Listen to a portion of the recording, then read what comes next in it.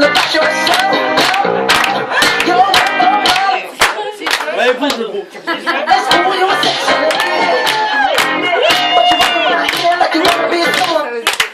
Une fois. C'est qui Paltrow?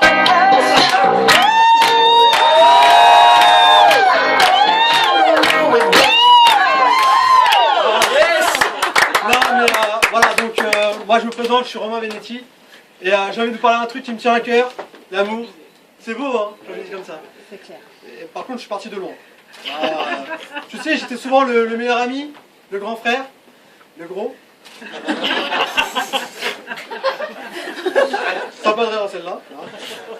Non, mais tu sais, c'est toujours le gros qui va réconforter les meufs, mais tu en profites pas. Pourquoi? Parce que techniquement, c'est pas un délire qu'on a. Genre, elle pleure. Ouais, c'est pour moi. Non, non, si on veut vous réconforter, c'est juste qu'on a une idée de pécho derrière. Hein. On va pas se mentir. Et surtout quand tu sais, tu commences à les réconforter, à un moment, t'entends. Et tu vois la meuf qui prend son téléphone, elle fait. Ah, c'est lui. Ah, il m'aime. Ah, il est désolé. Salut. Reviens, j'ai la dalle. Non, mais c'est vrai, tu restes 3 heures avec elle, et la meuf, elle fait. Bon, bah, je vais le voir. C'est-à-dire, j'ai perdu 3 heures de mon temps. Merci. Ou alors, tu sais, tu regardes et toi, tu fais. Oh, Romain, t'es comme mon frère. Je suis fils unique. Non, sincèrement, pourquoi hein. En plus, c'est vrai que à ce moment-là, j'ai toujours une réflexion bizarre. On peut pas être frère et sœur lâchetis. Ou à la belge, hein, ça marche aussi.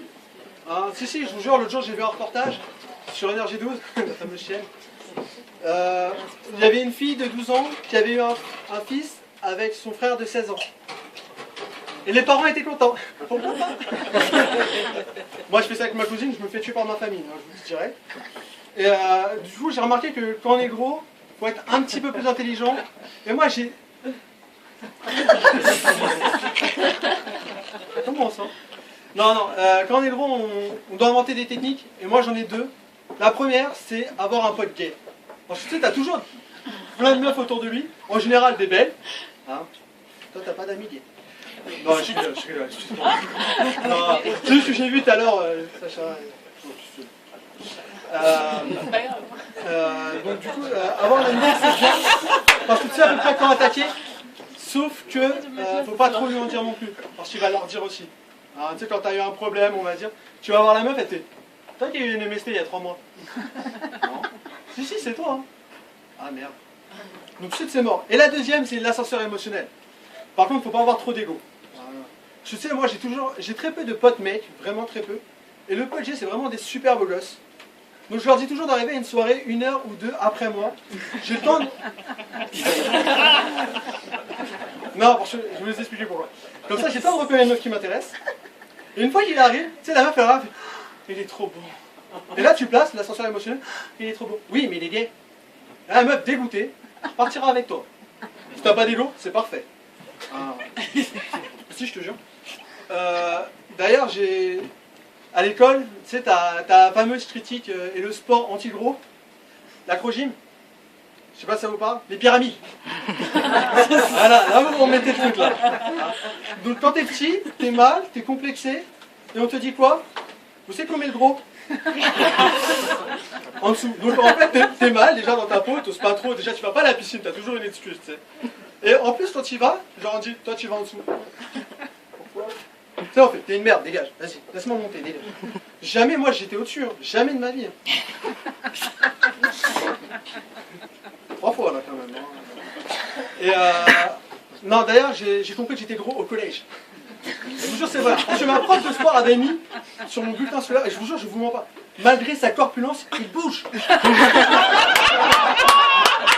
Ça fait mal hein. Ça fait vraiment mal hein. Donc si un jour elle est dans la salle, je t'emmerde. On sait jamais, dans le doute elle peut y être hein. Mais si je l'attrape, je la défonce. Et du coup maintenant moi quand je vais en soirée avec mes potes, c'est plus les mêmes délires, parce que je suis casé.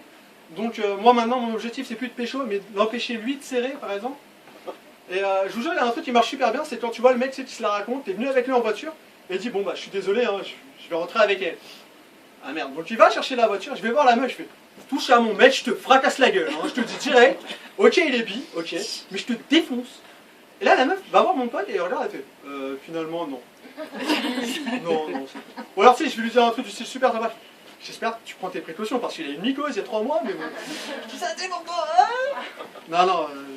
Ouais, donc maintenant, c'est ça mon délire, c'est d'empêcher les autres de serrer. Ouais, je suis un salaud, hein, mais je m'en fous, je suis casé. D'ailleurs, il y a un truc aussi qui m'énervait souvent. Tu me dis si je te fais chier. Ah, vous voulez pas, on fait un petit trio là? On prend les deux, on les met là. Surtout avec la jupe là. On pourrait rigoler aussi. Hein. Parce que vous voyez pas, mais ça ressemble au rideau de chez moi. Ça pique les yeux. Hein. Ça tombe. Je le sens. Toi, tout le monde te regarde à la sortie. C'est mieux avec le rideau. Non, c'est bon. Et d'ailleurs, il y a un truc, je sais même plus où j'en suis, merci. Et du coup, moi j'ai remarqué qu'en vieillissant, on ne devient plus gros, on change de catégorie, on devient un bon vivant. Enfin,